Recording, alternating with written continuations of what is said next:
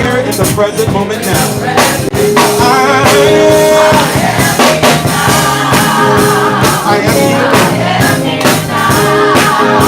I am here now.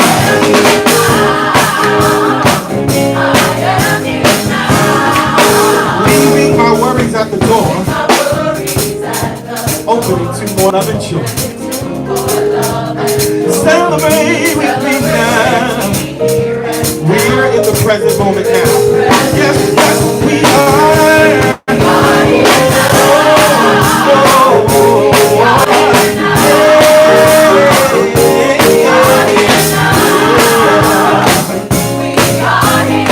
Now we're just going to take a breath.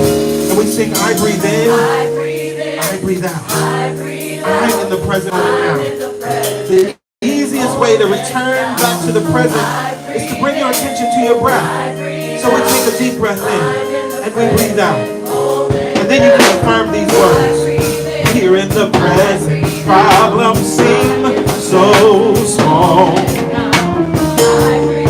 Here in the present, all my giants fall. Here in the present, problems seem so small. Here in the present, all my giants fall. Oh, we are living the power of the now. I am here.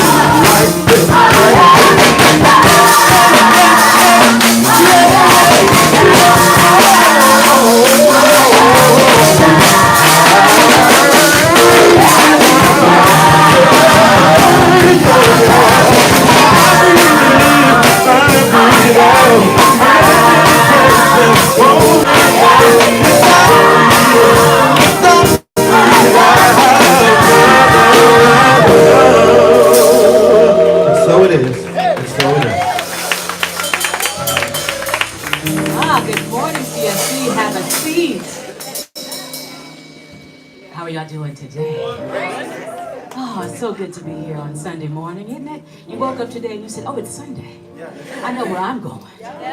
Well, good morning. I'm Pastor Yolanda on behalf of myself and Pastor Greg. Welcome, welcome, welcome to Celebration Spiritual Center, where we celebrate the magnificence of God in you, as you, all around you. There is nothing but God, and it is good. It is so good, in fact, that it breathes as you breathe. It moves as you move. It sings as you sing. It smiles as you smile. What does that mean? That there is no separation between you and this God, this goodness. It is an amazing, unconditional presence that's not keeping a list of your mistakes. A Course in Miracles says so profoundly that if God is bound, I am not free. And since I am one with God, if I'm bound by my mistakes, if I'm bound by something in the past, God is not free and I am not free. So let's free God today. Yes. Free the God within us today. Can we agree to do that? Yes. Yes, yes. At CSC, we believe that everything is spiritual. And that includes your cell phone. So go ahead, spiritualize your cell phone. What does that mean, Pastor Yolanda? Put your cell phone on vibrate. But if something moves you or touches you, put it out there on Facebook and Twitter. Let people know where you are and where you feel free so that they can get free. And we also want to keep in touch with you. So if you receive one of these blue connection cards on your way in, please fill it out with your email address, or if your information has changed, put it on here and drop it in. We'll update your information for you. One thing, when we began this process of saying yes to the vision, we said we wanted to create a place that felt like home.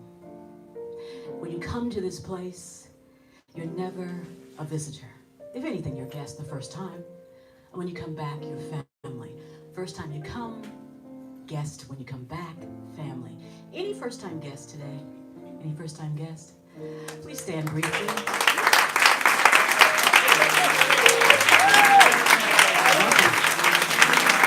And remember, the first time you come to CSC, you're a what? Yes. And when you come back, you're what? Family. Let's all stand and greet each other like family.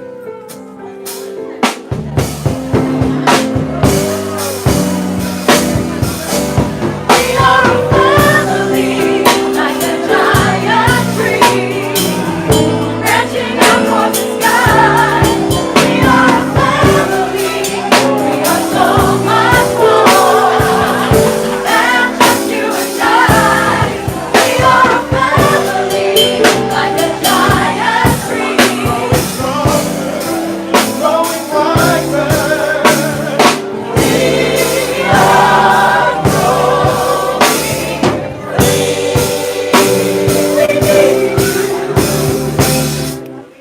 We are a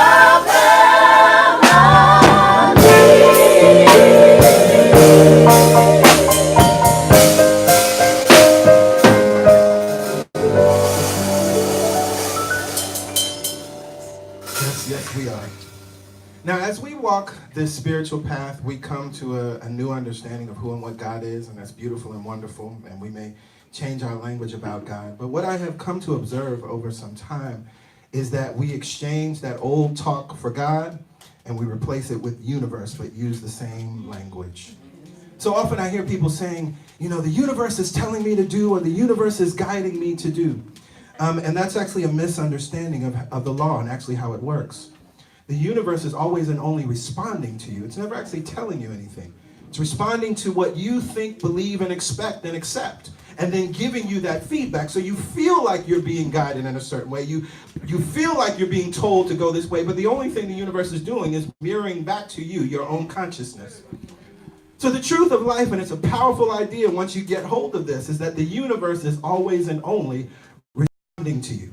Responding to your thoughts, but more importantly, it's responding to the vibration of your thoughts. It's responding to the feeling tone, because you could be saying, I want to be rich, but the vibration behind it is because I don't feel like I have enough, or I want to be rich because that'll prove that I'm worthy. So then it's going to give you the vibration of your feeling of unworthiness, not the thing that you say you want. So this song is simply a celebration of this spiritual truth. The universe is responding to me, not the other way around. When you understand that, then you work on your thoughts, your beliefs, what you accept and expect, your vibration, and watch the universe respond easily and effortlessly.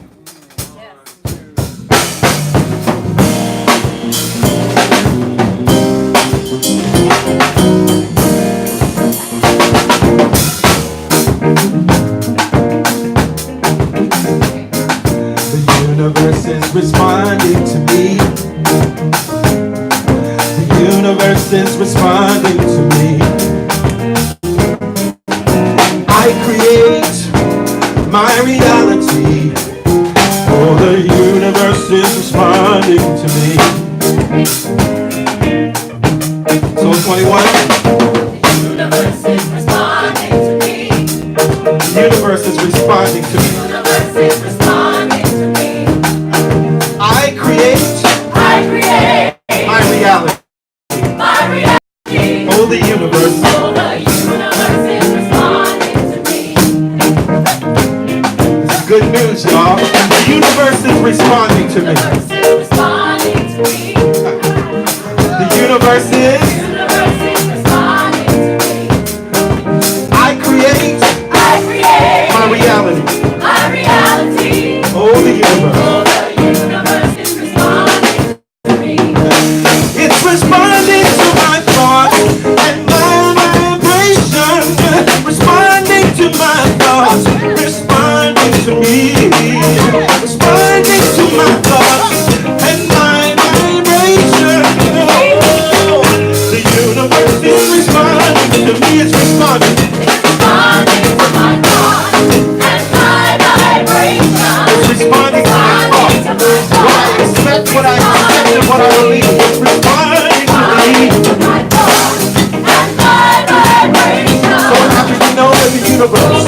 universe is responding. It's responding to my thought. And my vibration responding to my thought. Responding to me. It's responding to my thought. And my vibration. I create my reality. So glad to know I create my reality. Everybody sing that. I create my reality. I create. I create my reality. The news can't do it. I create my reality. And your mama can't do it. I create my reality. You create your reality. My reality. You have great power, you must use it. You have great power, you must use it. My reality. Oh,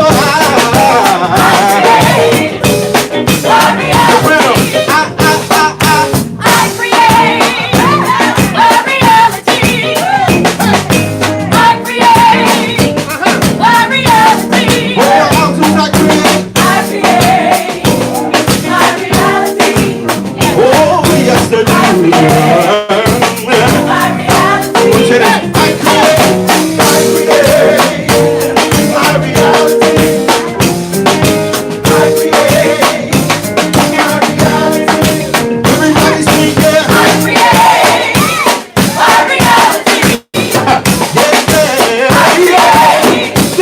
my reality. Stop looking at the statistics. Stop looking at what somebody else did. Know what you can create. Oh,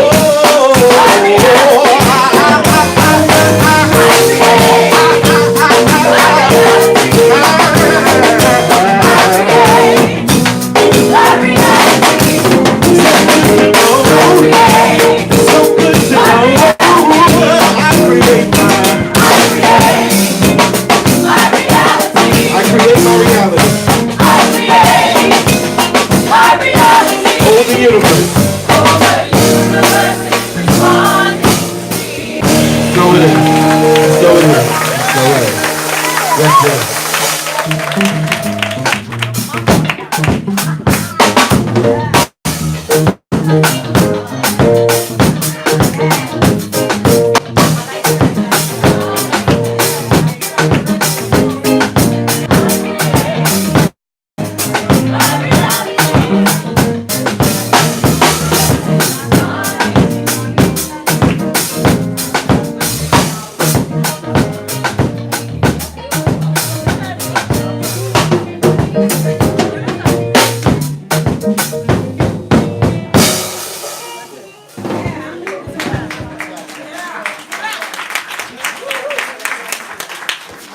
Good morning, celebration.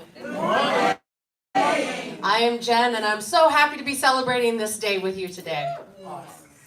One thing you will learn about CSC is that our vision, mission, and purpose guide everything that we do. The vision. Celebration Spiritual Center is a God experience that turns on the heart, mind, and soul of the world. The God experience is the realization of oneness that transcends material sense. Our mission and purpose is to awaken the world to the presence of God within and all around us. To celebrate this truth as one family, embody unconditional love, equip humanity to live our greatest lives, and to serve all creation. The centering thought for this month's meditation is the stillness of the peace of God is mine. And the song for the month is The Peace of God. The October message series is Well-Invented Times. Pick an issue. Climate change, mass incarceration, gun violence, systemic racism, immigration, equal pay, the current occupant of the White House. They are all screaming for our attention. While each of us are doing our part in various ways to advocate for a better world, many eventually become overwhelmed by today's massive challenges. Sadly, this has led to complete burnout for many well-intentioned activists and advocates. In an interview on MSNBC's Morning Joe, following the publication of his brilliant essay, The Black Art of Escape, Casey Gerald said that the most radical thing we can do as Black people in this society is to be well, not woke. The Black Art of Escape compels us to look back on how enslaved Africans navigated the trauma of slavery in the Americas through the mythological lens of the Black folk tale, The People Who Could Fly, as a way to remember how we must approach the traumatic events of the present. Focusing on how our well-being is the only way we can navigate the storms of our time, putting our well-being first, above all else, is how we will change the course of history. This month, our ancestors help us to remember this truth, and we practice and embody the wisdom of being well, not woke. All right. Pastor Greg's topic today is, you are not a thermometer. Now it's time for your CSC news and updates. Join us today at 1 p.m. for Team Celebrate orientation and training. If you're ready to make a commitment by volunteering where you are spiritually fed, sign up at the member services table and join us today at 1 p.m. for Team Celebrate training. Current 4T students who have not completed orientation should plan to attend. Remember, who you are is who we need. Are your prayers being answered? Have you learned the 5 steps? Yeah. Have you learned the 5 steps of affirmative prayer? Yes. Are you using affirmative prayer to transform your life? Yes. All right, now we're getting some answers. Now join Pastor Greg and Pastor Yolanda on October 27th at 1 p.m. for Truth Sundays. This free 1-hour class is designed to share even more truth principles with us. This month's topic is Intro to Affirmative Prayer. Come and learn how to use and practice effective prayer. Now come and get clarity about what's going on in your life. Pastor Greg and Pastor Yolanda are here to support you in applying what you learn at CSC to your daily life experiences. Join us Sunday, October 20th at 1 p.m. for the God Talk, and no question is off limits. Fill up your morning cup. PG, PY, and the prayer champions pray with us and for us every Wednesday morning at 7 a.m. Start your day by knowing the truth of who and whose you are. Call details can be found at the host table, on our website, and on social media. Connect with us this Wednesday and fill up your cup. Text to give. It's fast, easy, and secure. You can text your dollar amount to 347-744-9500 and follow the prompts. The minimum donation is $10. Again, that number is 347-744-9500. Now, just a few housekeeping reminders. Food and drink is not allowed in the sanctuary except for water. However, please make sure that water is covered. And also, no audio or video recording is permitted during services. And now we have an announcement from Pastor Greg, but before that, sorry, Pastor Greg, and before that, I would like to say thank you for celebrating with us, and we'll see you next week. Good morning again, beautiful people. Briefly, I just want to share with you, if you don't already know, registration is open for 90 Days to Greatness, Best Year Ever. This is the time of year where we begin planning and creating for the new year. Fall is actually the time to do that. You shouldn't wait until December. You shouldn't wait to set those intentions for the new year.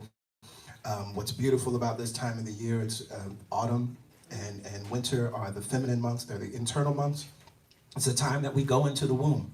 And so what better time to actually begin to conceive and set intentions for what you want the new year and the next decade to look like. We're going through an awesome process. All of the details are available on our website. Just go to celebrationsc.org, scroll down to classes and events, and you'll see Best Year Ever. It's a 9-week class. The cost is $197, and it's online Monday nights from 7 p.m. to 9 p.m. It's going to be an amazing time. If you go to my Facebook page, I shared a few testimonials yesterday of just some powerful transformations that have happened and some wonderful things that have taken place from some folks that have been in the class in the past years. We always have a good time. We always have a transformative time. And I love being a witness to how your year unfolds as a result of the work that you do. So if you're interested in making 2020 and the next decade your best year, best decade ever, you want to hang out with me for the 9 weeks. Class starts next Monday. All right? Beautiful.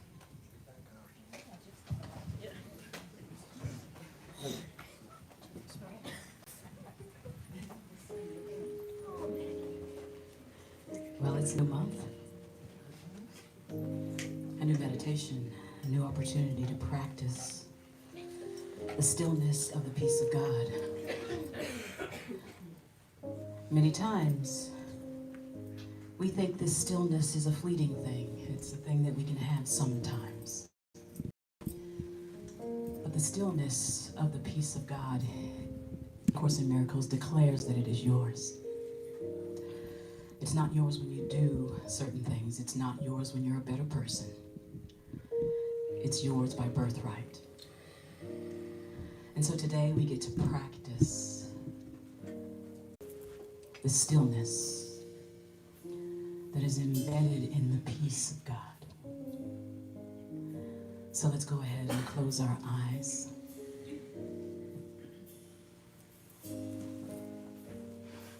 And in closing our eyes, we bring our focus more inward. And we begin to notice the breath, where it is.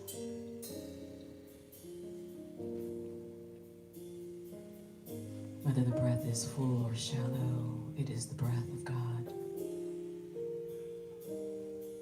This breath leads us to this internal tranquility, this peace of God. And as we relax a little more with each breath, we allow ourselves an opportunity to go deeper in, always inward, always home. And bring your focus now to the feet.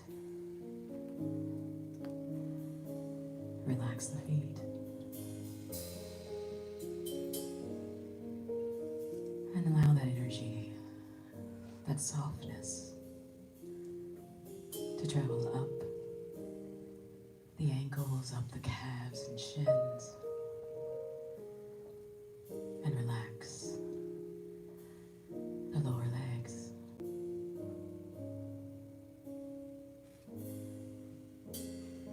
Gathering energy, traveling across the thighs, and settling in the seat. We relax the hips and the thighs. And a little more peace is easily released. And now we notice energy traveling up the spine, traveling up the subtle body. And in our mind we see each chakra, these vortices of energy. And in our mind we see them spinning nice and easy, balanced. Energy travels up,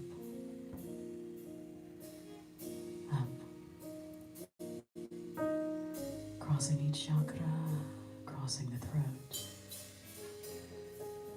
activating the third eye and traveling out the crown. And in your mind, see the crown open, and energy traveling and collecting above us all, creating a collective vibration of peace. And now we open to allow that energy to flow down the crown, the third eye, the throat, across the shoulders. As the heart opens, our shoulders relax. Energy travels down each arm, out the fingertips.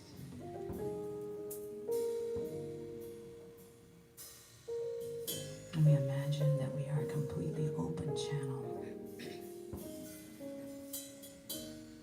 through which love flows easily, through which peace flows easily. And sealing it with the breath, let's all breathe together, bringing our focus to the right side of the body. Inhale up the right side, and exhale down the left. Inhale up the left, right side. Inhale up the right. Exhale down the left. Inhale up. And exhale down. Bringing all of that energy full center. Inhale into the low belly. Hold it there. And take this opportunity to open the mouth and release. Inhale up through the rib cage. Hold it there, front and sides, and the back of the body, the full body, the energetic body expands. Open the mouth and release. Inhaling up through the heart now, full breath in all the way up. Elongating the spine, expanding the chest. Exhale. One more time, inhaling all the way up. Open the mouth and release. This time, inhale all the way up. Hold it there. Close the lips, exhale through the nose. Each inhale and exhale through the nose is how we will practice today. And bring your focus to that heart space. Inhaling, drawing more energy in, and exhaling, expanding that energy out beyond your body, expanding the peace out to your neighbors. Inhale, drawing it in. Exhale, releasing it. Imagine that energy traveling outside of this building, enfolding those who do not know that the peace of God is theirs.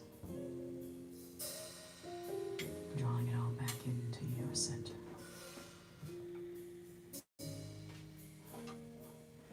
And exhaling it out. Imagine it covering the city and the state. Inhale, drawing all of that collective peace in. Exhaling it out.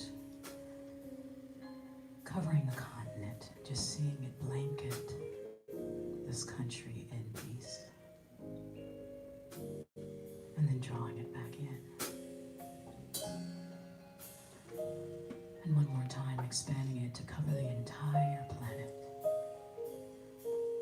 Reminding everyone of their peace, their tranquility, their birthright.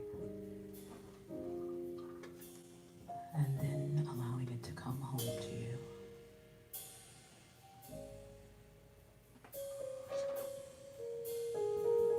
And as you sit in this stillness of the peace of God, we will create this musical container. You just receive the peace of God.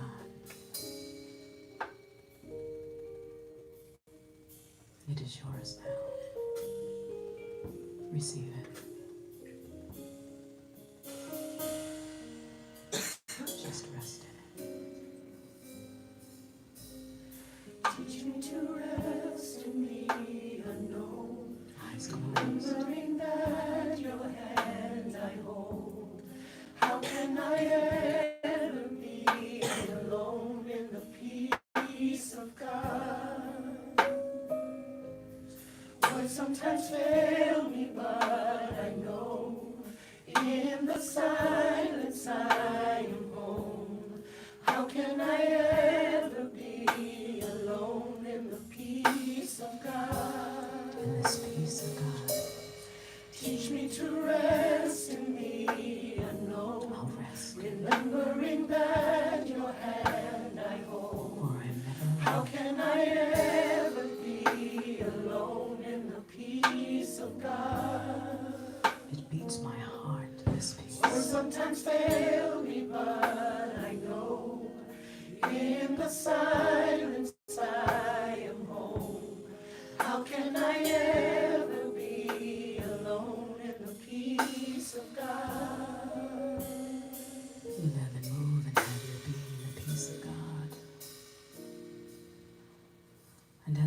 deeper into the silent time, you just absorb all of that feeling tone.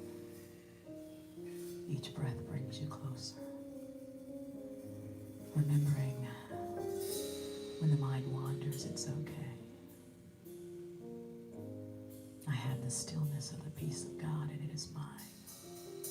And bring yourself back. As we go now into our quiet internal time, we let every voice, but this voice that is saying, peace is mine, we let it be still. Now.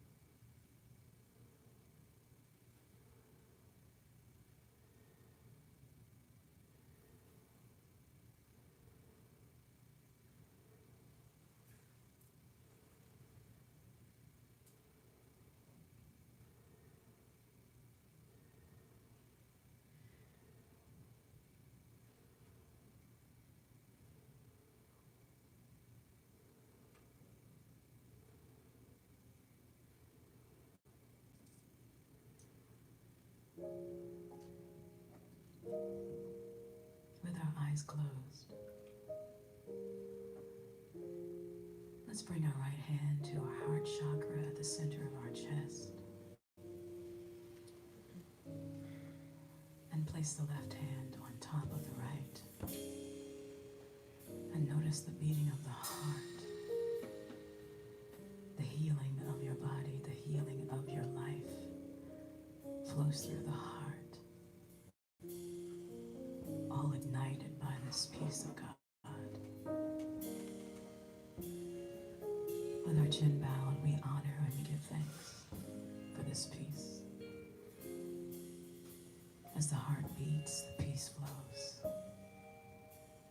We don't have to do anything other than be who we were designed to be and rest in this peace of God. Rest in it. Know it's there and claim it as yours. In the peace of God. We feel the vibration as our heart. In the peace of God. We feel the vibration and sound. In the peace of God. We allow it now. In the peace of God. In the peace of God. Our peace is here now. In the peace of God. In the peace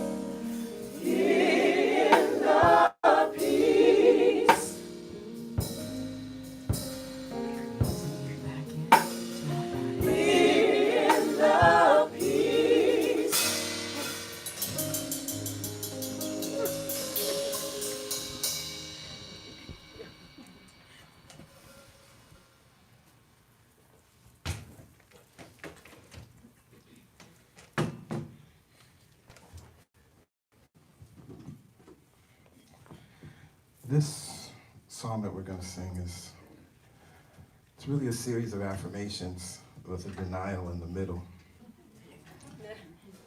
And I was really inspired to write this song after really hearing this affirmation clearly. Wherever I am, that's where God is, and all is well. And that just feels good when you hear that, right? That just sounds good. Wherever I am, that's where God is, and all is well. But when you really start to just delve into what that means, it's one of the things that I think is so profound about this spirituality, this movement that we call the New Thought movement, this way of seeing, being, and living and thinking. Understanding that God is omnipresence, not omnipresent, omnipresence. That it is everywhere at all times and constantly encountered. And why that's important is that when we're in the midst of difficulty, when we're in the midst of challenges, when we're in the midst of disappointment or worry, doubt, and fear, what we've been taught to do is to call on God to come and see about us. Call on God to come and comfort us. Call on God to help us change the situation. Call on God to shift this thing. But when you understand that wherever I am, that's where God is, that's how you can actually immediately begin to start to move towards the all is well place. You don't have to call on God. God is with you in the valley. God is with you on the mountain. Yes. God is with you when you're worried. God is with you when you're sad. God is with you when you're happy. God is with you when you're victorious. God is with you when you're challenged. God is with you when you're not challenged. Wherever you are, God is, and all is well. So you no longer have to search for God. You have to remember what you already possess. Yes. That God is present right here and now where you are. It's a game changer, y'all. Yes. And so we're going to affirm this truth. Wherever I am, that's where God is.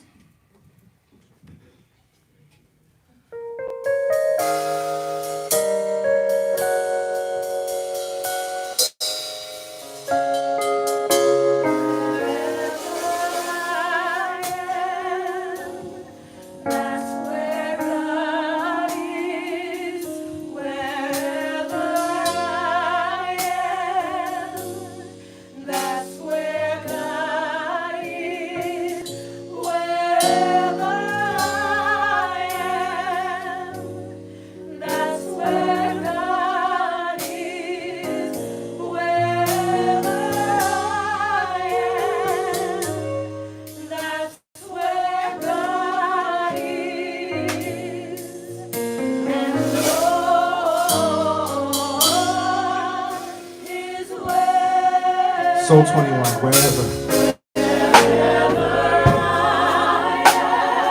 That's where God is. That's where God is. Wherever I am. Right there, that's where God is. Wherever I am. That's where the I am that I am. I will be what I will be. What you need it to be, it's right there. The money that you need is right there where you are. The comfort that you need is right there where you are. The nurturing that you need is right there where you are. The hug that you need is right there. So we can affirm that all is well. We're going to sing it again. Wherever I am, that's where God is. I don't know what you're experiencing right now, but we want to affirm with you that right here and right now, in the midst of that experience, the fullness, the totality of God, the answer, the solution, all possibility is right here where you are right now. And we acknowledge that truth with you, because that is how you will change the situation. That is how you will transform the experience. That's where God is.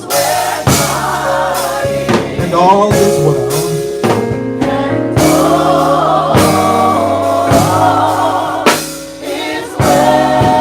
I don't have to search for God. I don't have to look for God. God is within. God is within. This is the denial. I don't have to look for God, but I affirm that God is within. God is within. God is within. This is good news. I don't have to look for God. God is within. God is within. And all is well, and becoming well, and getting because it is well. I don't have to look for God. Oh, God is within me, yeah. I don't have to look for God. God is within. Oh, God is within. And all is well.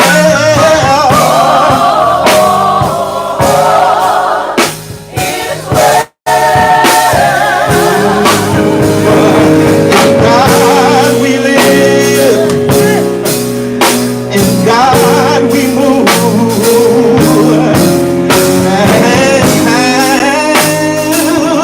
And have our being. Soprano singing God we live. In God we move. In God we move.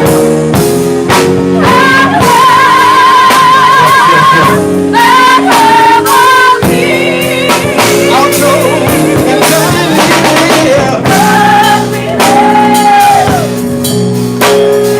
God we live. Come on, tenors. In God we live. Hey, in God we move.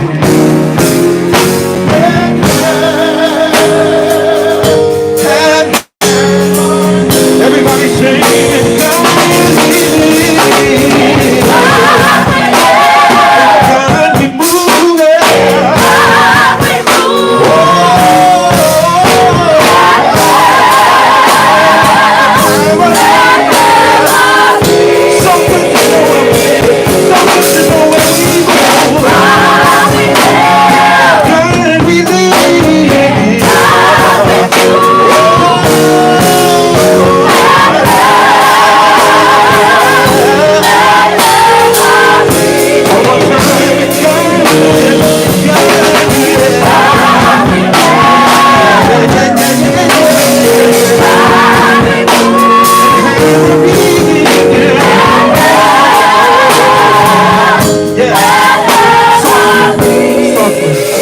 Softly in God we live.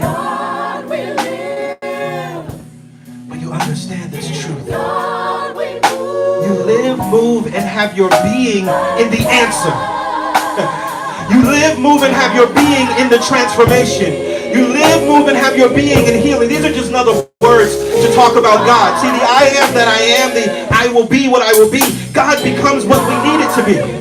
God is invisible substance. God is not a thing. God is that thing which becomes all things. So you live in the answer that you seek. You live in the shift that you seek. You live in the healing that you seek. You live in the transformation that you seek. That is the only way you can experience it. If we did not live in it, we could not experience it. If we did not move in it, we could not have it. If we did not have our being in it, we could not have it.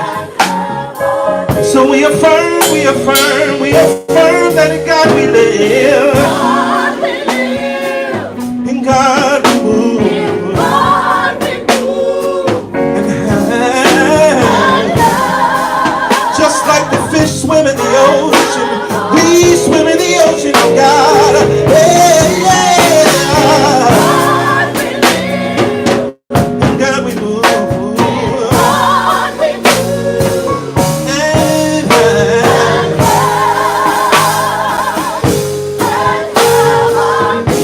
Last night.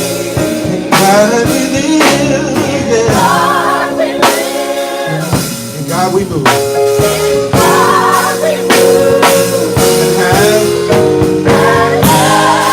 And have our being.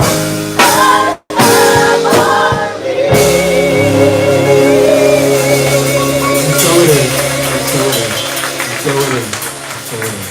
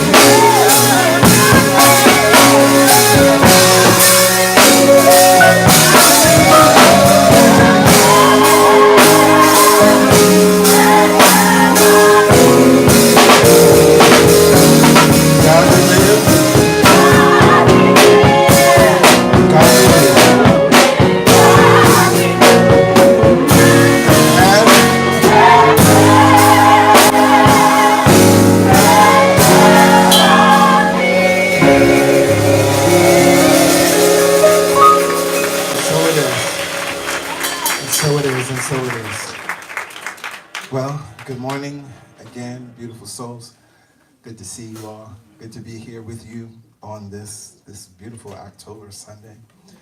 We are fully in fall now, and it feels good. I'm thinking about apples and pumpkins and cider and sweaters and layers. It's awesome. Yes, yes. Beautiful. So we've already heard what our sermon series is about this month, Well Not Woke. And I just want to kind of take you on a little journey this morning, first to talk a little bit about how we got here and how we arrived at this sermon series. It was earlier this year in February that Pastor Yolanda and I read a piece. It was on Vice.com, and it was entitled, Exhaustion is Not an Option. And it was written by one of the co-founders of the Black Lives Matter movement, Patrisse Cullors, who's in California. And in that piece, Exhaustion is Not an Option, what she shares is her experience of becoming burned out, exhausted, and depressed as a result of doing the powerful and significant work that she, along with so many other powerful women who founded the movement, let's be real clear about that, have done and are doing. And so it led her to make a decision that was something that didn't immediately feel good to her, but she knew she needed to do it. She made a decision that our elders in the movement had never done, and she chose to take 6 months off. She was in school at the time, and so she stepped away. She stepped away from school. She stepped away from doing the work of the movement, the work of activism, and she was able to regenerate and recharge and refresh herself and to move out of the place that she was in, because not only was she dealing with all that comes with being a part of the movement and leading the movement and living directly in a community that's being affected. So it's not just the big headline news stories of this person was killed, but it's the everyday news experiences that are happening in the neighborhood. And then she was also dealing with the transition of her father, right? And so it's beautiful. I encourage you all to read it. We'll definitely be sharing the links out on social media, but you can just look up Exhaustion is Not an Option, and it'll come up. I encourage you to read that because it's important as it relates to all of this. And then in this past August, our dear brother Casey Gerald wrote this piece that was written in honor of the 400th commemoration anniversary. I don't know what, neither one of those words feel appropriate for me, but 400th, one of those words, of the arrival of the first enslaved Africans to this land that would later become the United States of America. And he wrote this piece called The Black Art of Escape, which is a call for a new approach to living, a new approach to activism, and a new approach to staying woke. And I just want to share two pieces from what he writes. And again, I encourage you to read these pieces. But he says, we, if you are who I hope you are, still find ourselves 400 years later in a bind or a country, our country. We have learned and taught so many tactics to survive in it, to assimilate best we can, to fight for our rights, even to death. Yet here we are, shit and fan, wondering, at least I wonder, what may be our next best move. I have come back to offer a way, one that saved me, just as it once saved our flying forebears, the black art of escape. And in this essay, what he's saying is the black art of escape, it's really rooted in what Patrisse did. And it wasn't something that was familiar to her. She was basically in this place of desperation. She had to do something or else she knew she would not survive. And so she took this leap. She took and moved into this space that is really an unfamiliar space within the realms of activism in general. People don't take time off. You just work till you burn out and then somebody else replaces you. And again, she realized that even as she went to elders from previous movements, they couldn't help her because they didn't know how to do the thing that we need to do now as it relates to this black art of escape. The black art of escape is a clarion call for wellness and well-being as the first tool of activism. He goes on in the essay, I've come across more than a few of us who have no interest in remembering 1619, in marking our 400 years at all. Why, one would ask, would we celebrate becoming slaves? We are not, I told her. we are marking the birth of a new race of people, our people, enslaved and all. We take a backward glance at them to enact a future vision for ourselves, to learn how to access that gift that Ms. Fannie Moore's mother embodies, to stand inside oneself in another dimension, on another plane that might help us endure, if not transcend, this plane we cannot fully escape. I do not believe that we are our ancestors' wildest dreams. I do believe they are our greatest hope. Oh, to learn anew the slave mentality. I do not believe we are our ancestors' wildest dream. I do believe they are our greatest hope. I was reminded, my father preached a sermon many years ago, Back to the Future. And he was talking about this idea that what if, I'm reminded, if we think about within the New Thought context, we often say new thought, ancient wisdom. That the truth is everything that we're teaching and we're learning is not new. But sometimes we need to go back to the future to then take those lessons that have already been learned, take the wisdom that already exists, and apply it to the present day. And so I believe that is a lot of what Casey Gerald is inviting us to do. No longer thinking about it from the perspective of we are the answer to what our ancestors were dreaming, but actually they are our greatest hope. Oh, to learn anew the slave mentality. So again, I encourage you to Google it, read it. We'll be posting it on social media. The Black Art of Escape is from New York Magazine, and Exhaustion is Not an Option, which is on Vice.com. And so as I pondered these two readings, and I pondered Casey Gerald's words as we shared in the series description from an interview that he gave related to this essay, he said, the most radical thing we can do as Black people in this society is to be well, not woke. And it's a powerful idea. And when we talk about as Black people, we're going to expand this, right? As marginalized people, as oppressed people, as any experience that you're having where you're considered an other, where you're considered less than. The most radical thing we can do in this society is to be well, not woke. And so for me, my mind goes to the Gospel of Thomas. It goes to a Gnostic text. It goes to a text that's not in the canonized scripture, that you won't find next to Matthew, Mark, Luke, and John. And it takes me to a verse that is really one of my most beloved verses, and I've taught from this verse from varying perspectives, but in the context of this well not woke context, I'm hearing this verse anew. And it's the second verse in the Gospel of Thomas. And I'll just back up a little bit just to give us a little information about the Gospel of Thomas. One, it's a gospel that we were not aware of until the 1940s. It was found along with other texts and other scrolls in the Nag Hammadi library in caves. It was found by a shepherd, a goat herder. And you can go to we did a series, right, on the Gnostic Gospels a couple years back. So you can go back to that. I give more history, but I think it's important for us to understand where this came from and why it possibly wasn't in the canonized text. One, just people didn't know it existed, right? There were choices that were made not to canonize it, but it was assumed to be lost for a very long time. And so we have the translations now, and it's powerful and it's beautiful. Now, one of the interesting things about the Gospel of Thomas that's different than any of the other Gospels is that it doesn't tell a story, right? If you look at Matthew, Mark, Luke, and John, it's a narrative, right? It tells you about the birth of Jesus and, Mary and Joseph. Y'all know all of that, right? The Christmas story, and then it tells you about water to wine, and, all of that stuff, the narrative. Gospel of Thomas is not a story. It's simply a series of sayings. Each verse is just like a nugget of truth that Jesus was dropping on the disciples. Right? That's how it is, right?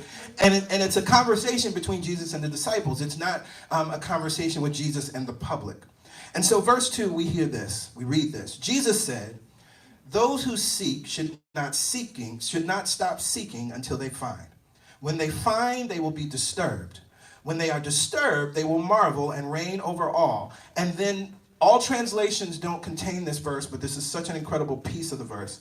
And after they have reigned, they will rest. Those who seek should not those who seek should not stop seeking until they find. When they find, they will be disturbed. When they are disturbed, they will marvel and will reign over all. And after they have reigned, they will rest. And so this verse marks a path of awakening. It really marks the path of enlightenment. You can take this verse, and what Jesus was really uncovering was the stages that you move through. But what's interesting is that we shouldn't pitch a tent at either stage. Right? We shouldn't pitch a tent at the seeking, right? Many of us are just living and seeking, right? But we move from there, and then there's this disturbance stage, and some of us pitch a tent there. But then we marvel, and we reign, and then we rest. And so in light of this series, I heard this verse differently. I hear the call to rest differently.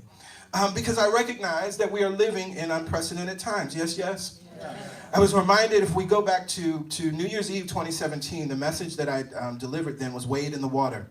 And it was inspired by Revelation, Alvin Ailey's Revelation, which is interesting because Casey Gerald begins this essay talking about Revelation and Alvin Ailey, and I just love the alignment. That's one of the things that I talked about was the need for us to make sure that we have ourselves together and we are willing to wade in the water with those that are going to be flailing and drowning as new information starts to come forward about what's really been happening in our country, as new things begin to happen as a result of the president's tweets, as new things begin to happen. And what I saw even in that moment, oh so many years ago, can't compare to what's actually taking place, right?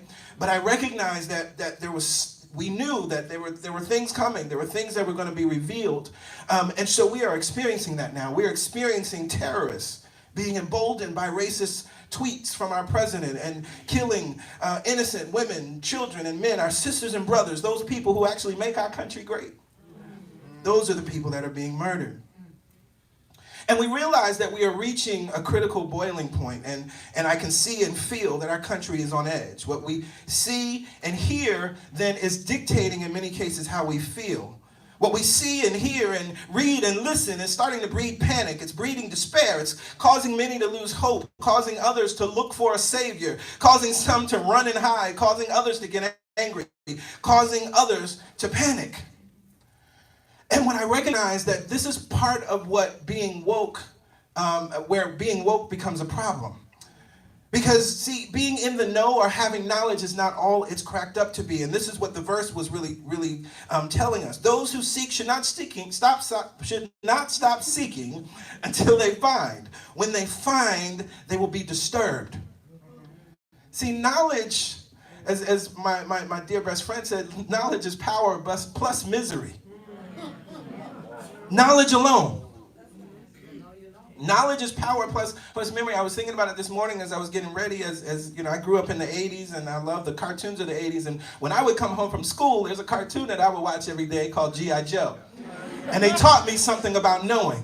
They said knowing is half the battle. G.I. Joe. Right?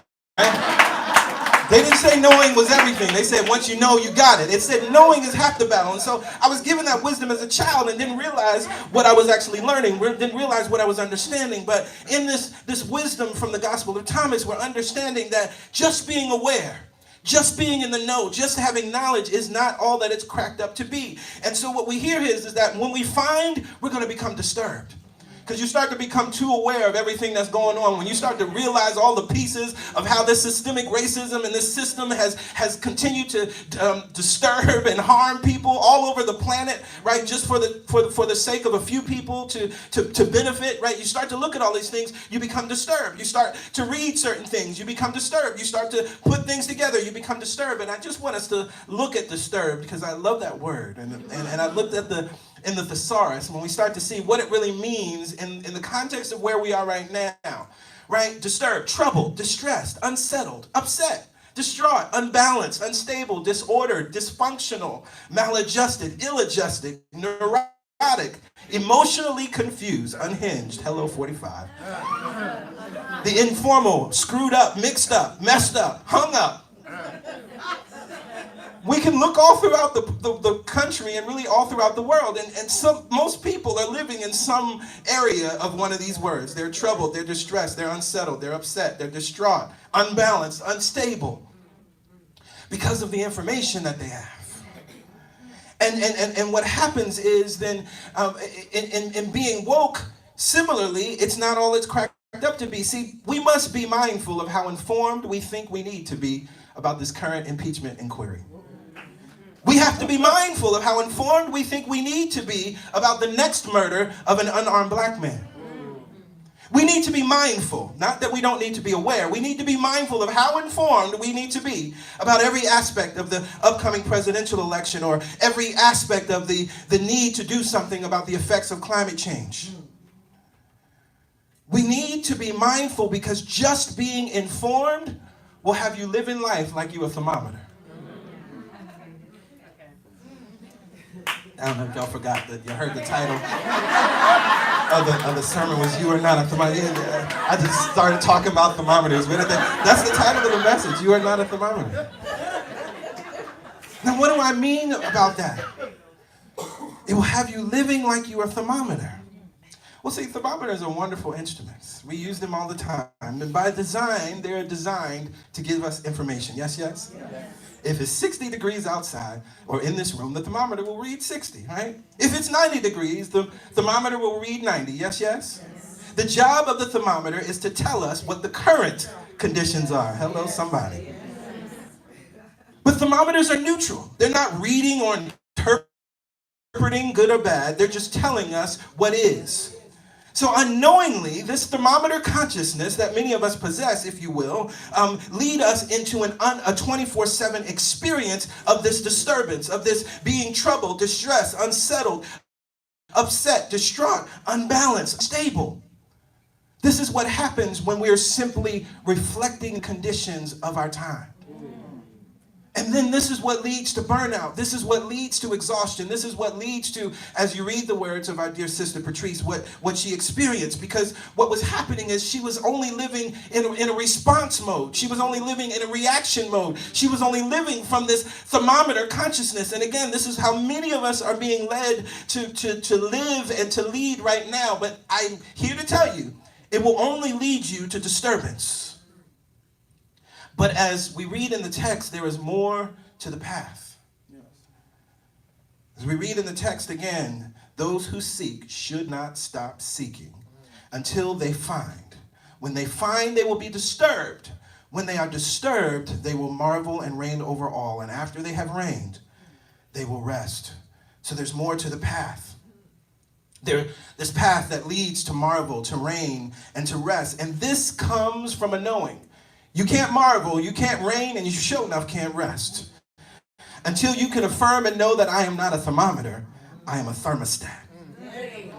Now, I love the way Abraham Hicks says it. Abraham says, you're not a regurgitator. You're a creator. You're not here to simply repeat what is. You're not simply here to just regurgitate. And I love that word because it vomit. Right? What somebody else already did, or what somebody else is already saying, or how somebody else is already living, or how somebody else is already thinking. But see, I love the consciousness of a thermostat. Thermostats take information and then they change the conditions. Thermostats are not in the least worried about what the current temperature reading is. It knows it can make the room hot because it has a heating unit. It knows it can make the room cold because it has a cooling unit. It knows that the current fact is temporary.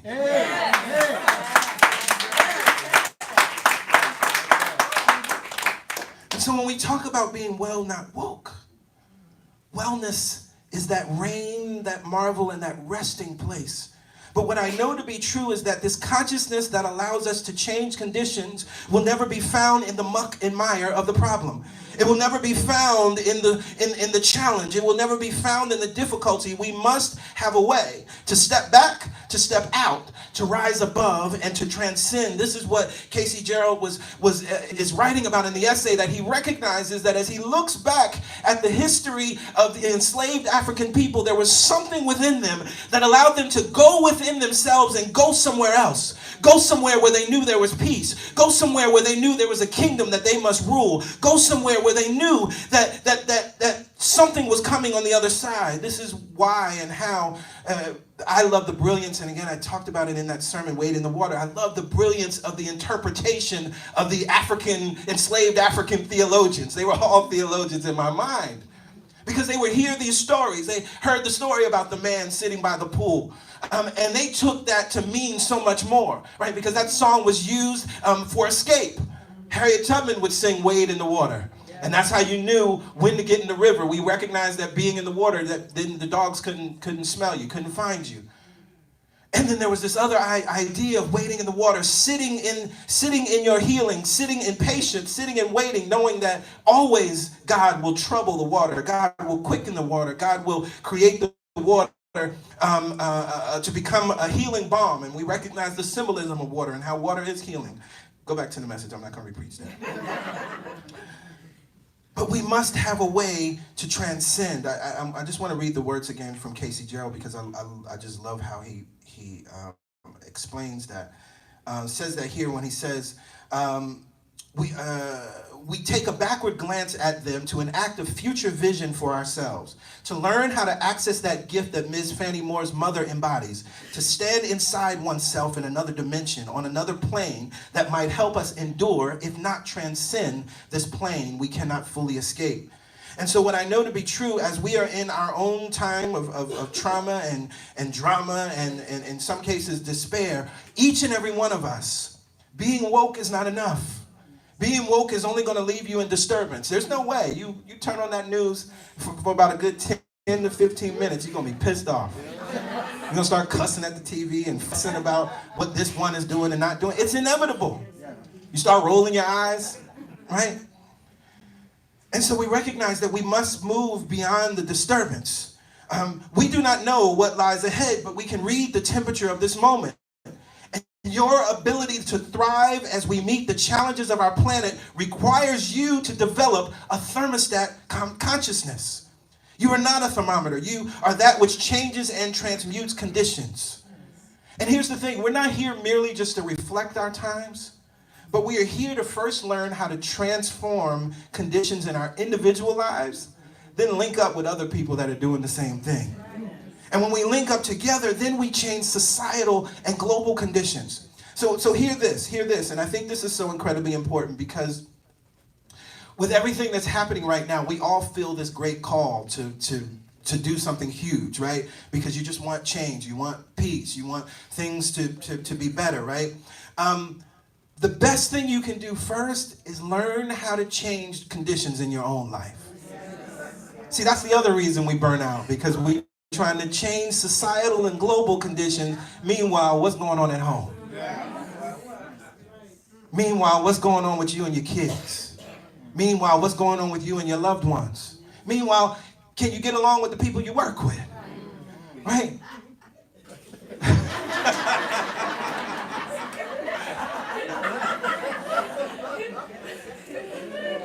And we start there because then it makes absolute sense how we link up with others and expand our consciousness to then make global and societal changes. Because you learn the process. You learn how to go within when instead of cussing your coworker out or your boss out, right? You learn how to go within when, again, I don't know why I'm saying this now, but when your kids ain't listening to you and ain't acting right? And you're frustrated. You're at your wit's end, right? Parents, we've all gone through it at different points in time, right? You learn how to go within, to transcend, to go back to, wait, I'm not a thermometer. I'm not a thermometer. Did he just say that? Did they just say that? I could respond in kind, or I can go within, remembering I'm a thermostat, change my condition, and watch him shift and move to where I am.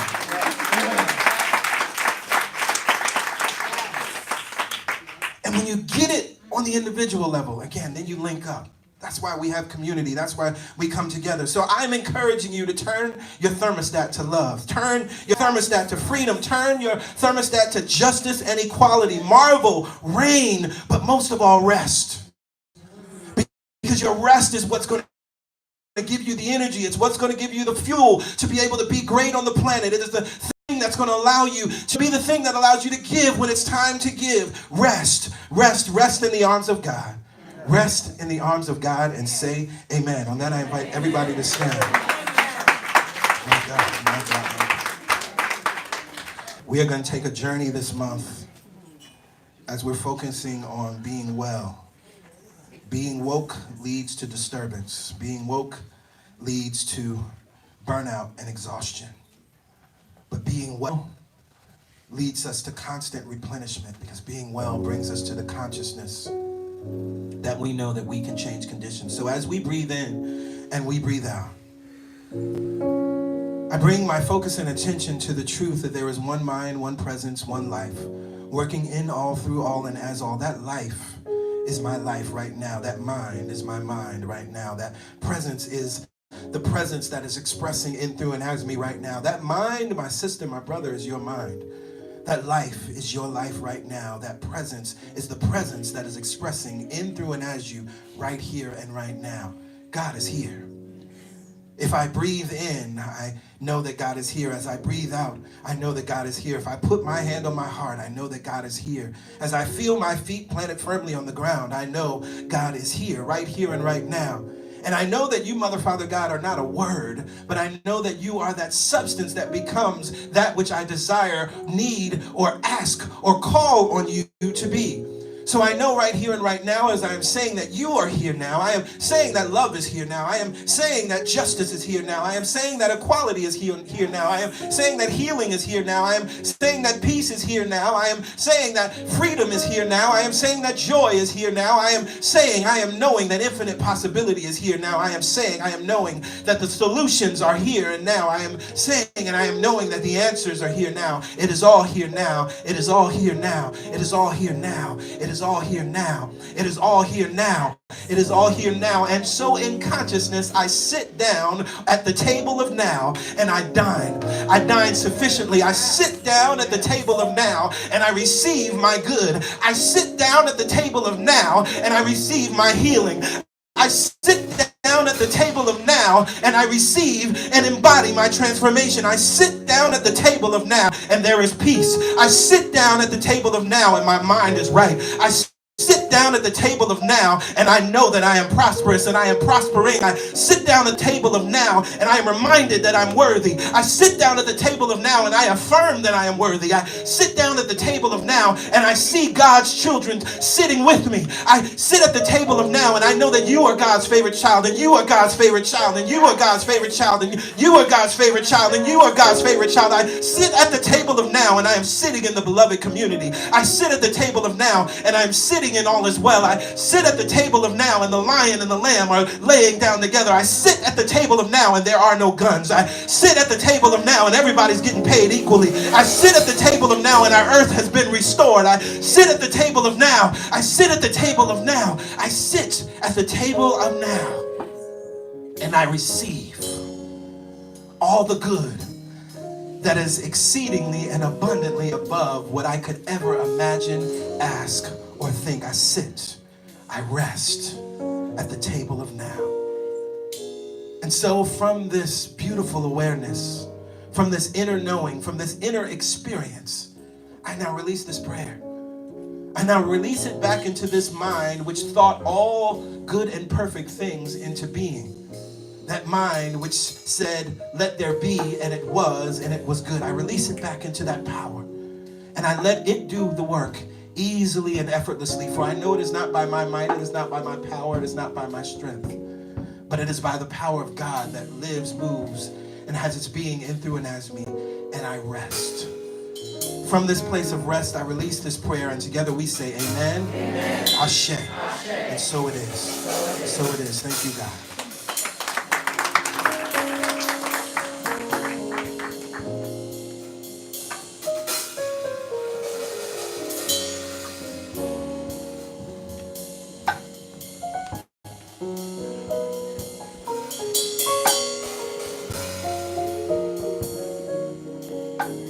Thermostat is turned to happy.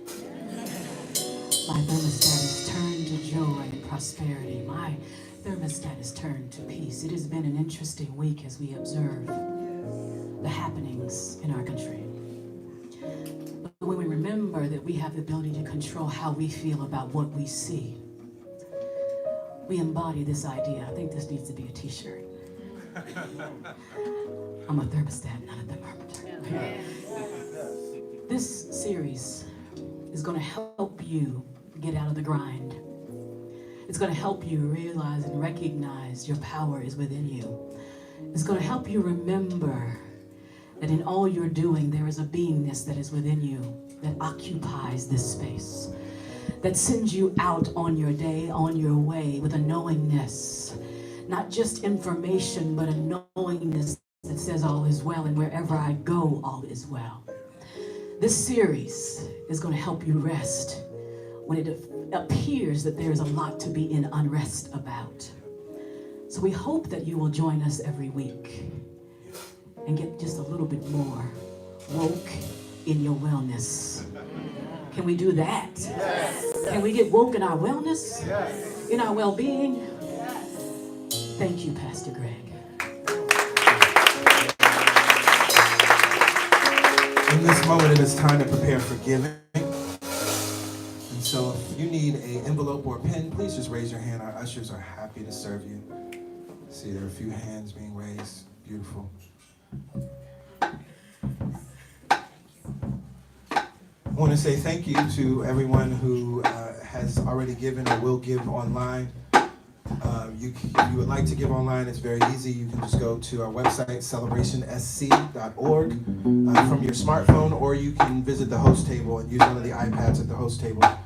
Also, again, that number to text to give, if you'd like it, is 347-744-9500. Text the dollar amount that feels good to you. Because that is what we teach, and that's what we believe here at CSC, that it's not about a specific dollar amount, but it is always about the vibration. We sang earlier, the universe is responding to me, my thoughts and my vibration. So as we're giving, what the universe is responding to is, do you feel guilty or shame when you're giving? Maybe you have some old conditioning that's still there, and so you're still giving out of responsibility. You're still giving out of obligation. Instead of recognizing that we give in the same way that we breathe in and we breathe out, in the same way that the trees breathe in and breathe out, and we benefit from both actions. So that's why we give, because we benefit from the giving, because that now opens our hands to receive. And then we give again, and the more you give, if you always give, as my mother says, you will always have. Right? That's the absolute truth. And so we give from that place. And when we give from that place, then we can affirm something very powerful about our finances. Yes, yes. We can affirm that all the money that I use, returns to me multiplied, in a never-ending cycle, of increase and enjoyment. With that, I call our ushers to come forward. Let us make a very joyous offering.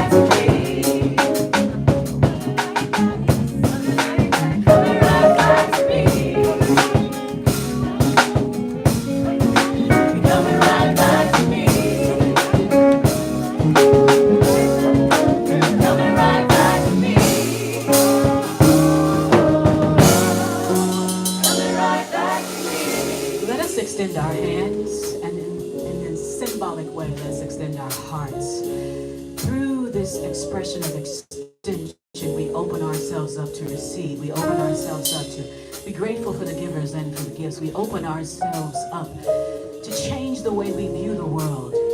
View it from this place of knowingness. View it from this place of satisfaction. View it from this place of all is well. We are grateful this month that we get to change our perception and change our experience. We release these words knowing that they are so, and together we say, amen. Amen. Ashe. Ashe. So it is. Let's affirm this truth together. I give my love more love for rushing back to me. I give my love more love comes rushing back to me. Thank I you. give my I time give my time more more time available. available to me. Thank I you. give my I treasure. give my treasure. Doors are opening for me. As I give, I receive. Yes, it's all right back to me. Coming right back to me. Right back to me. Just as easy as we breathe. Right back to me. Right back to me.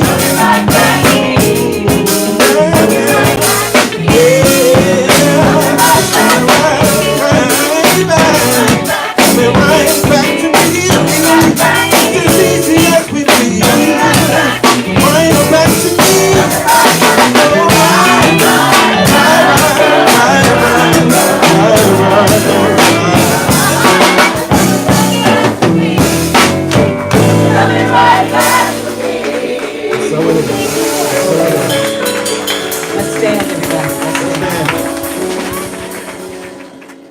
So as a reminder, at 1 p.m. we have Team Celebrate Orientation. For those who are in 4Ts that need to take orientation, we'll probably set up on this side. And for anyone who is interested in volunteering at CSC, please plan to join us. We would love to have you. Who you are is who we need. Bring your skills and talents. God Talk on third Sunday. And don't, True Sunday.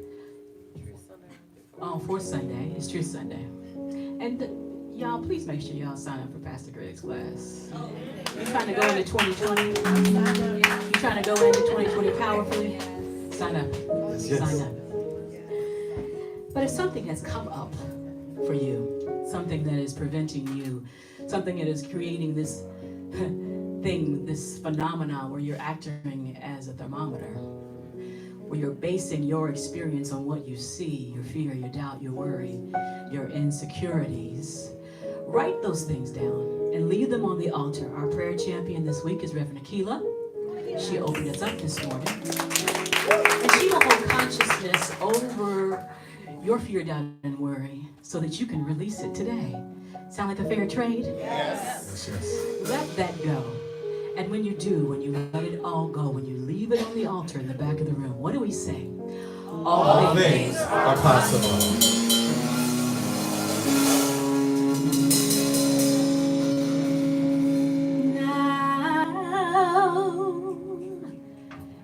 All things are possible. Now everything is possible. 'Cause I know I am. And I know whose I